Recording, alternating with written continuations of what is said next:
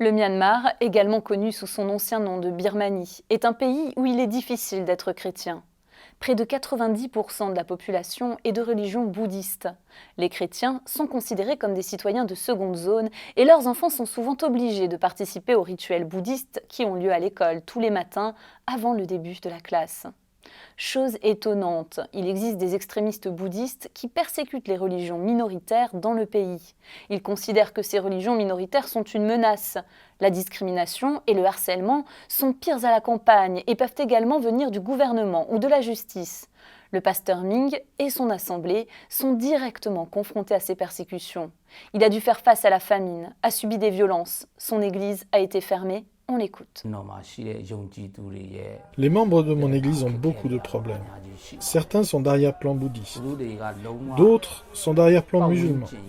Mais parce qu'ils croient en Jésus-Christ, ils ont été abandonnés par leurs parents, abandonnés par leur communauté. Rejetés, ces nouveaux convertis se tournent vers l'église car ils n'ont nulle part où aller. Je suis pasteur, alors ils viennent me voir. Mon église est très petite, mais je les accueille. Je ne suis pas propriétaire, je loue. Mais je nourris ceux qui viennent comme je le peux. Je leur trouve du travail où ils gagnent 24 cents par jour. Et la nuit, je leur enseigne la Bible. Je n'ai pas les moyens d'aider ces nouveaux convertis, de les nourrir et de leur acheter des Bibles sur du long terme. Avant, au Myanmar, lorsque personne ne donnait de Bible gratuitement, je ne pouvais pas leur acheter de Bible.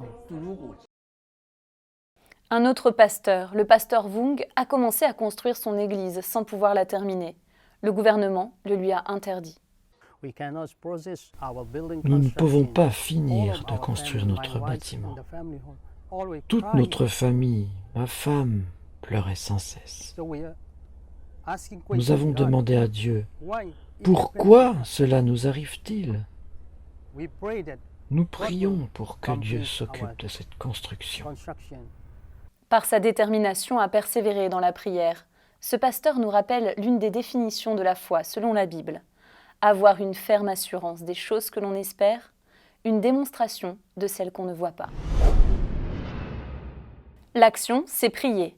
Associons-nous en prière au pasteur Vung, afin qu'il voie son église reconstruite. Ce pasteur porte ce projet dans son cœur depuis 1995.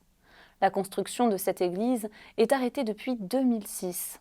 Le pasteur avait pour objectif de construire un lieu de culte sur 2 étages. Prions afin que le gouvernement accorde cette autorisation et que les travaux puissent reprendre. Prions pour que le pasteur Vung et sa famille soient renouvelés dans leur force et remplis d'espérance. Remercions Dieu pour la présence du pasteur Ming et du pasteur Vung au Myanmar, qui malgré les difficultés s'attachent à Dieu et prennent soin de leur église.